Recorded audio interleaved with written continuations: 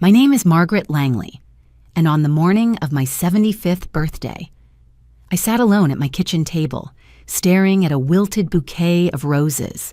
The petals were already curling at the edges, the color bleeding into brown. My son Brian had ordered them online, same-day delivery. No card, no handwriting, just a cold printed tag, "Happy birthday, Mom." I sliced a piece of leftover sponge cake from the fridge and tried to convince myself it didn't matter. Birthdays stop being special when your house goes quiet, when the people you raised are too busy to call. But halfway through my coffee, my tablet buzzed. It was Brian. A video call. I actually smiled. The screen lit up with his face, handsome, clean-cut, the same sharp chin as his father. "Hey, Mom, sorry we can't be there," he said, breathless.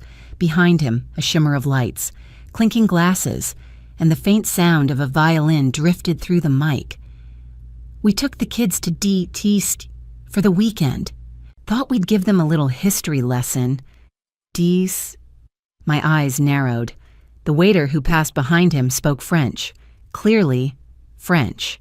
Not a tourist trying to be cute. Then I saw it, through the cafe window, the Eiffel Tower. I didn't say a word. I just nodded, pretending I hadn't noticed the truth flashing right behind his smile. When the call ended, I sat still for a long time. The clock ticked loud enough to fill the house. Then I reached for my reading glasses and logged into my bank account, something I hadn't done in months. The screen blinked. My balance had plummeted, over $300,000 gone. Transfers, withdrawals, wires labeled European Airlines, Hotel Majestic Paris. I felt the air leave my chest. That money was my retirement, my safety, my life's quiet reward after decades of holding this family together. For a moment, I thought I was having a stroke. My hands went cold, my vision blurred. Then I saw something else on the desk, a small silver key taped to an envelope. My late husband, Thomas, had written my name across it years ago in his steady hand. "For when you need to protect yourself." That was the moment I stopped feeling sorry for myself. If my son had taken everything I built, he was about to learn who taught him how to build it. The morning after my birthday, I sat in the same chair where I'd eaten that lonely slice of cake. The roses were already sagging, and the smell of sugar and old coffee lingered in the air. I held the silver key my late husband had left me, tracing its edges until I finally stood up and walked to the study. The small safe was tucked behind the bookshelf, right where Thomas used to keep his old ledgers. When I turned the key, it opened with a reluctant click, as if the air inside had been waiting for years. Inside lay a sealed envelope and a small black USB drive. His handwriting, steady, deliberate, read, "For when you need to protect yourself." I unfolded the letter with trembling hands. "If you're reading this, Maggie, it means something went wrong. Don't panic. Call Jonathan Myers. He's trustworthy. Give him this drive. Everything you'll need is on it." I didn't even bother to make breakfast. By 9 o'clock. I was sitting in Jonathan's office downtown, the USB drive clutched in my palm like evidence in a trial. Jonathan had been Thomas's colleague at the investment firm 30 years ago, a careful man with kind eyes and the sort of voice that never rushed a sentence. When he saw me, he stood and pulled out a chair. "Margaret, your husband was a very cautious man," he said after I handed him the letter. "Let's see what he left us." He plugged the drive into his computer. Folders appeared one after another, statements, copies of signed authorizations, and transaction trails that spanned nearly a decade. My son's name appeared on almost every page. Jonathan scrolled quietly, his brow tightening. "These are your accounts, but the authorizations, they're not yours." I leaned closer. On the screen was my signature, or what looked like it. Loops, angles, even the way I dotted the I. Perfect, but wrong. That's not me, I whispered. Jonathan nodded slowly. Your son forged them. I'm sorry. My stomach twisted, but my eyes stayed dry. Can we prove it? Absolutely, he said. Thomas set up mirrored accounts, records that can't be altered. This drive holds the originals. Your son's actions qualify as financial fraud. The law is on your side. I sat back, stunned by the mixture of fear and relief swirling inside me.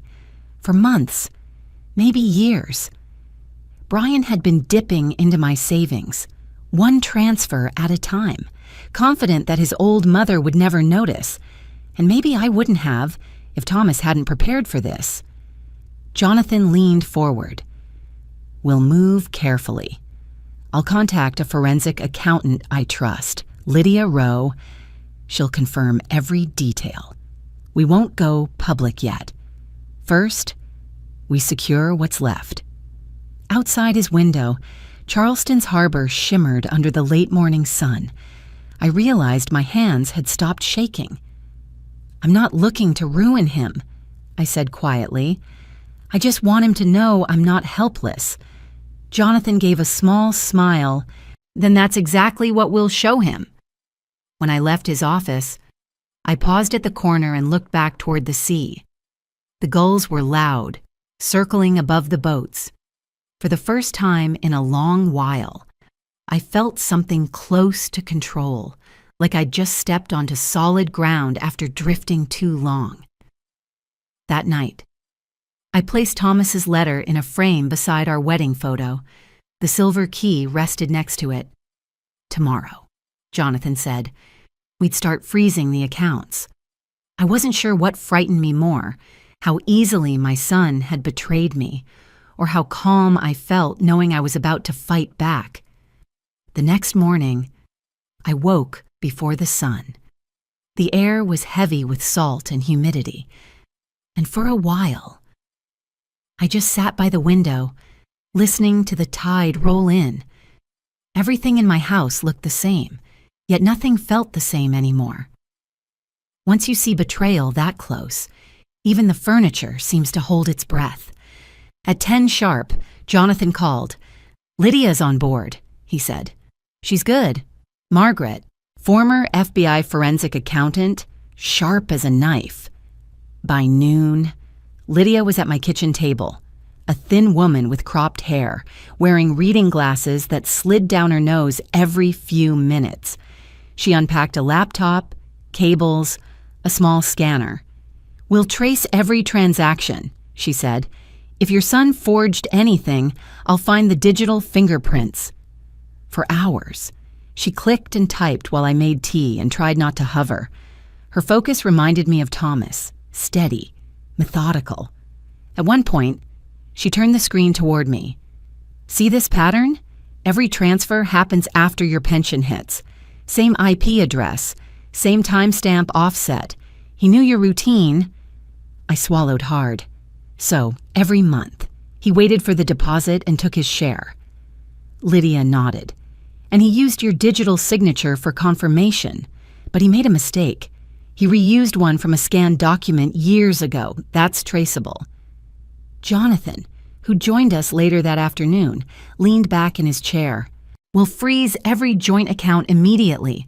The goal isn't revenge, it's protection. I signed the authorization, my hand steady this time. For the first time in years, I felt like I wasn't drifting anymore. That evening, as I was cleaning up the teacups, my phone lit up again. Brian. I stared at his name for a long second before answering. Hey, Mom, how are you feeling? His tone was light, rehearsed. I'm fine, I said, keeping my voice calm. Just had a long day running errands. He laughed. You're tougher than I thought. Listen, I wanted to tell you, we might take another quick trip next month. The kids loved Europe. Another trip. My jaw tightened, but I smiled into the phone. That's nice. Honey, just make sure you don't overspend. Retirement money doesn't grow on trees, you know. He chuckled nervously. Right, of course. Behind him, I could hear the sound of wine glasses clinking, a soft laugh that wasn't Melissa's. I glanced at my second phone. Jonathan had given me an app to record the call automatically. Every word, every hesitation. Saved. Then I said it, gently but deliberately. Funny, though. I checked my account yesterday and couldn't find a few transfers. You didn't notice anything strange, did you? There was a pause. 3 long seconds of silence that felt like a confession. No, Mom, you must have pressed the wrong thing, he stammered. You know how those online banks are. I suppose, I said softly, pretending to believe him. Anyway, have fun, sweetheart. When the call ended, I forwarded the file to Jonathan. Within minutes, he replied, "That's all we need. His admission is on tape." I sat back on the couch, my hands trembling, not from fear this time, but from the cold clarity that justice had already started moving. Outside, the streetlights flickered on, casting long shadows across the porch. I poured myself a glass of water and let the quiet settle. For years, I'd been the mother who said yes, who overlooked, who forgave too quickly. That night, I realized forgiveness without boundaries isn't kindness, it's surrender. Tomorrow, Jonathan said. We'd begin the confrontation phase. He called it the reckoning. I called it taking my life back. 2 weeks later, I stood in my kitchen again, but this time the table was set for 4. Fresh flowers replaced the wilted roses.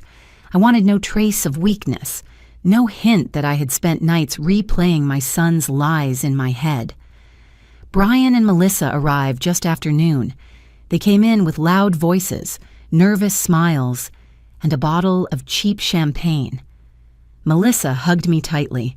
Brian's embrace was quick, his eyes darting to the dining table where I'd laid out the silverware and plates. "Thought we'd celebrate your birthday properly," he said. I smiled. "That's lovely. Sit down, both of you." As I served lunch, roast chicken, the way Thomas used to make it, the air felt heavy, like a courtroom waiting for the verdict. We made small talk at first, the children, the weather, some nonsense about traffic, but I could see Brian's fingers tapping against his glass, the rhythm uneven. Melissa kept glancing at him, trying to read what wasn't being said. When the plates were nearly empty, I stood up and walked to the counter. From the drawer, I took out a manila folder and placed it on the table. "This came in the mail," I said softly. Brian looked up. "What's that?" I slid the folder toward him. Inside were printed screenshots of the wire transfers, copies of the forged authorizations, and a transcript from the call he didn't know I had recorded. The color drained from his face. Melissa froze. I sat down slowly. "You told me you were in D.C. that weekend," I said. "You were in Paris. You used my retirement account to pay for it. For years, you've been draining what your father and I built. Mom, wait. Don't lie to me again." My voice wasn't raised, but it cut clean through the room. "Jonathan and Lydia confirmed everything. You used my signature. That's fraud." Melissa's eyes filled with tears. "Brian, is that true?" He rubbed his forehead, muttering something about just borrowing, about intending to pay it back. "Borrowing," I repeated. "With forged documents?" He fell silent. I reached into the folder again and pulled out a final document, a legal agreement drafted by Jonathan. "You'll repay every cent you took, over 5 years. If you refuse, the evidence goes straight to the state attorney's office. They'll prosecute. It's your choice." Brian stared at the papers, then at me. "You'd really send your own son to prison?" I met his eyes. "I'd really like not to, but I will if you leave me no choice." Melissa's hands shook as she picked up the pen from the table. "Sign it," she whispered. "Please, Brian, just sign it." For a long moment, no one moved. The only sound was the clock ticking on the wall. Then he did.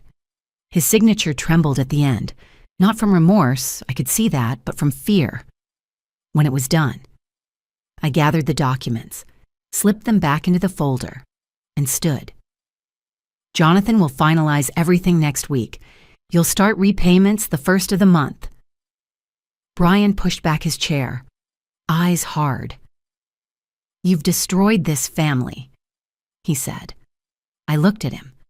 My son, the boy I once carried on my hip, and felt an ache that had no name. No, Brian, I said quietly. You destroyed it when you forgot what family means. He stormed out, the screen door slamming behind him. Melissa stayed for a moment, sobbing quietly before whispering, I didn't know. I swear I didn't. I believed her. She left with her shoulders hunched, carrying more guilt than jewelry. When the house fell silent again, I sat down, poured myself a cup of coffee, and watched the light fade through the window. The folder lay on the table like a closed wound. For the first time since Thomas died, I didn't feel powerless. Sad, yes, but strong in a way grief had never given me. Outside, the evening tide began to rise, whispering against the shore. Justice, I thought, doesn't always roar. Sometimes, it simply arrives at your kitchen table with your own child sitting across from you. A year passed before I realized how much the house had changed. The tension, once thick in every hallway, had dissolved into a kind of stillness. The walls no longer echoed with arguments or unanswered phone calls. Instead, there was laughter again, soft, young laughter. Hannah, my granddaughter, spent most weekends with me now. After her parents separated, she chose to stay close, helping me sort through Thomas's old books for the reading room I was building. We called it the Langley Reading Room. What began as a small idea, donating a few shelves of first editions to the local library, grew into a full wing at Charleston College. The restitution money Brian was forced to repay became the seed that made it possible. Every check he mailed, every transfer he sent back, turned into bricks, lighting, and books for students who couldn't afford them. I remember the day the foundation ceremony took place. The mayor gave a speech about legacy, about turning hardship into purpose. I stood there smiling politely, but inside, I was thinking about how legacy sometimes comes from the mess we never wanted. When the ribbon was cut, Hannah squeezed my hand. "Grandpa would have loved this," she whispered. "I think he'd be proud of you," I said. "You helped organize everything." She laughed. "You did all the work, Grandma. I just labeled boxes." But it wasn't true. Hannah had become my right hand, scanning the old archives, helping me digitize Thomas's collection. At 23, she was curious, patient, and far wiser than her years. Sometimes I wondered if she was growing up faster because she'd seen what betrayal could do to a family. One evening, as the sun set behind the marsh, we sat on the porch surrounded by stacks of dusty books. The cicadas hummed, and the smell of salt drifted in with the breeze. "Grandma," she said softly, "do you ever talk to Dad anymore?" I hesitated. "Not much. He sends the payments on time. That's about it." She nodded, picking at the corner of a book. "Do you hate him?" The question lingered in the air. I looked out toward the water where the last of the sunlight shimmered. "No," I said finally. "I don't hate him, but I don't trust him either." "Can you forgive someone you don't trust?" she asked. I thought of Brian's face the day he signed the papers. The anger, the shame, the little boy buried under years of pride. "Forgiveness isn't about letting someone back in," I said. "It's about letting go of the weight they left behind. I forgave him for me, not for him. Hannah was quiet for a moment, then whispered, "I think that's brave." I smiled. "It's not bravery, sweetheart. It's self-respect. There's a difference." That night, after she went to bed, I sat alone in the reading room. The scent of old paper filled the air, something earthy and comforting. On the wall hung a framed photo of Thomas and me, taken the summer before he died, his arm around me, his smile calm and knowing. I realized he'd left me more than just the letter and the USB. He'd left me the tools to survive, to rebuild, to make meaning out of betrayal.